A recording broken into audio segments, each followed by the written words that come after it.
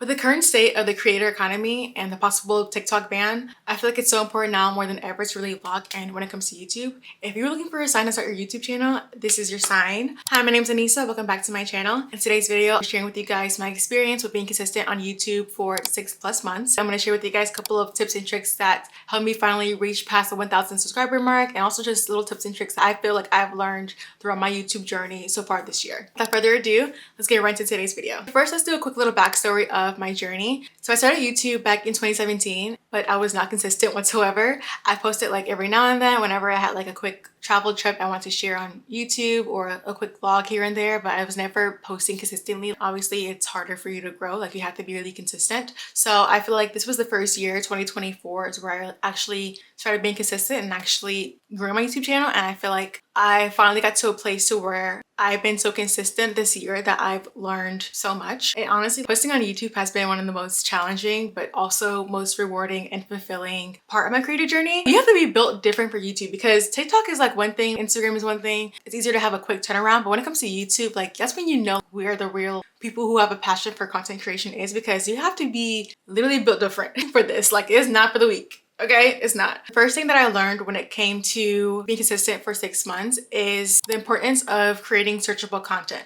So this means just having content that is searchable within the search engine. YouTube is one of the biggest search engines. Think of you yourself, like whenever you have a video that you want to like find, whether it's a tutorial on something, how to do your hair, your makeup, travel tips, the first thing you go to is YouTube. Or if not, a lot of times if you go on Google, it will lead you to YouTube video. So I think when it comes to starting your YouTube channel, I think it's really important to create searchable content, because it's gonna be content that's almost like evergreen, which means that it doesn't really have an expiration date. There's gonna be people who constantly come across your page looking for the content that you created, whether it was a year ago, 2 years ago, but that video never loses value because it is something that is educational, it provides value, and it can help other people. So when it came to taking my page seriously this year, I really wanted to focus on searchable content and bringing value to my audience. So a lot of the content that I do is within the personal development, wellness, and just travel space and just overall lifestyle. So lately this year, I really tapped into mostly personal development. So it's mostly just about like mindset, how to grow your confidence, how to build productivity and discipline. So I kind of stay in that sector, I would say. But when it comes to that, people are constantly looking for videos like that. So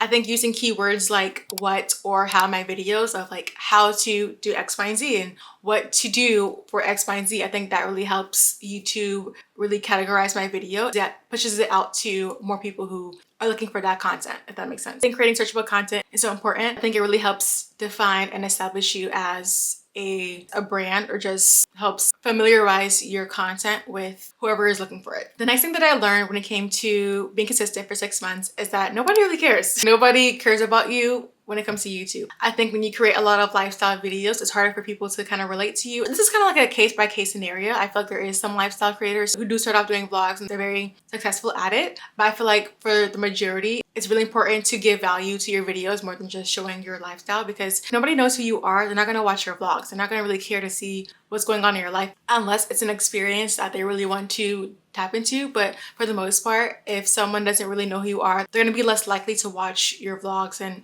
learn who you are as a person. So I think when it comes to starting a YouTube channel, it's really important to focus on just value and giving back to your audience, honing in on creating a space where people can actually learn something, whether being entertained, being informed, being educated, or feeling motivated or inspired. Whatever it is, they have to actually leave with something. So what I learned when it came to my journey is to really focus on just value and what I can give to other people versus about it being about me. And I do still create vlogs, and surprisingly, a lot of my audience over time eventually likes my vlogs more than my other videos. So what I feel like I've learned is that I want to really focus on just creating value and building community as well too. It'll be easier for the long run for your audience to build that personal bond with you or that relationship with you, to where they're going to continue to come back for more videos because they feel more invested into you. The next thing that I learned is that I got clear on what type of content that I make. So I mentioned it in a past content video, but I don't really feel like I really have a niche, but I do have a similar overall familiarity when it comes to my video. I do like a lot of travel, lifestyle, personal development,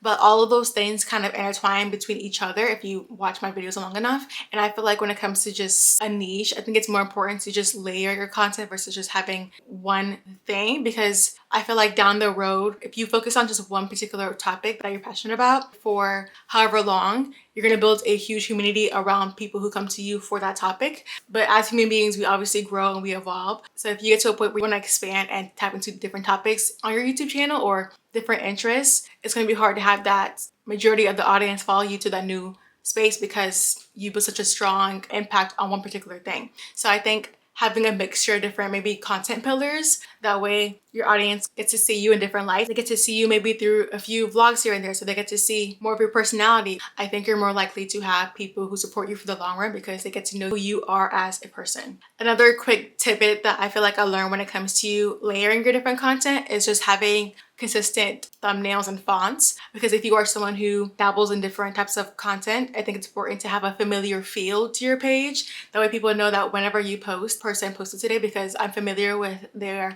thumbnails and their titles. All my content kind of fit together into one. So with that, I'm able to provide a similar feel when it comes to all my videos, even though they're technically in different niches, if that makes sense. So definitely something that I learned that I want to continue implementing for the future. The next thing that I learned, which is honestly one of the biggest things that I had to learn this year, was learning how to edit in a way of keeping my viewers engaged and attentive during my videos. When it comes to long form content, we're competing with the attention spans of people who are used to TikTok and Instagram. So with that, everything is super fast to where people's attention span is super short. So when it comes to YouTube, it's really important to learn how to edit in a way that keeps your viewers engaged and they don't click out of your video.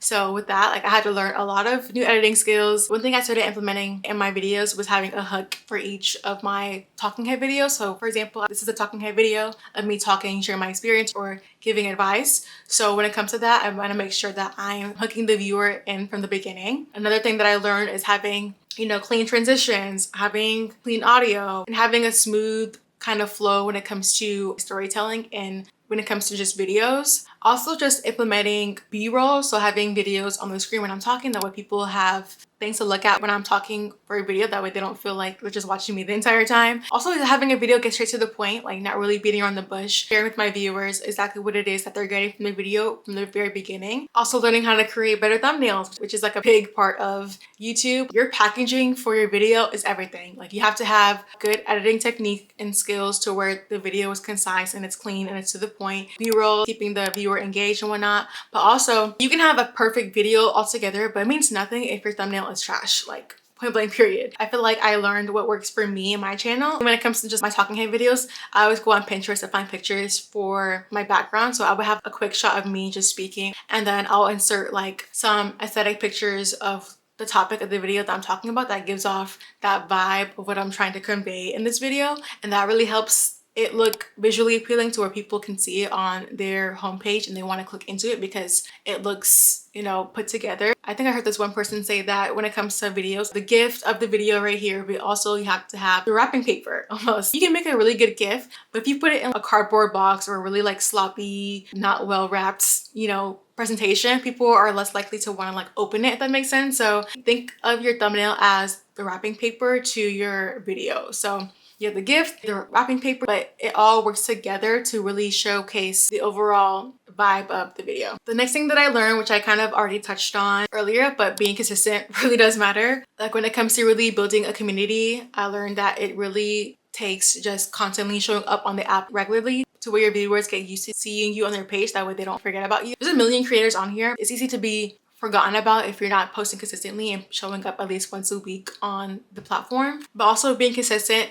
really helps YouTube also, I feel like, push out your content as well too, because they're going to see that you're pushing out videos weekly. I'm not really too familiar with YouTube's algorithm, but I feel like pushing out content consistently on YouTube also helps YouTube familiarize with your content from your page. Being consistent is key. The next thing that I learned is to be intentional with your community. So engaging with your community often, asking them questions about what videos that they like to see, really building like a strong relationship with your community, because I feel like your community is what's going to really push and help your videos as well too, because that's your audience. That's who you are creating videos for, right? So I think using the community tab is so important to really keep engagement up and really learn to like understand who your viewers are. Also, looking at the creator analytics on the YouTube studio is really helpful because it kind of teaches you when your viewers are most active. It shows you what your audience is looking for. I feel like YouTube is the most creator friendly platform. I feel like it really wants its creators to succeed. So I definitely feel like using that analytics to really help guide you when it comes to making videos is very helpful as well too, that I've learned. And it helps you brainstorm new ideas for yourself and for your channel. And the last thing that I learned is that I just learned to become a better storyteller. I feel like I've been able to use so much more of my creativity when it comes to posting videos regularly. I feel like before in the past, I was kind of used to just like wanting every video to be perfect. But I think having that discipline for myself to make sure that I post consistently has helped me let go of perfectionism as well too, and just really learn how to create a video with what I have. And when you come from that standpoint, it's so much easier to be more creative and figure out how you can get this video to be the best it can be within a short time frame. I feel like over time I've gotten better every single week, inevitably, because I kept pushing myself every single week when it came to my videos. So it took me having to like start and keep going every single week. That kind of helped me shape my mind to produce even better videos than the last one. But yeah, just posting consistently on YouTube has not only made me a better, creator and a better storyteller as well too, but I feel like it really allowed me to have a creative outlet that I can look forward to every single week. But yeah, that is it for today's video. Thanks so much for watching. Don't forget to like, comment, subscribe, and I'll see you guys for another video next week. Bye.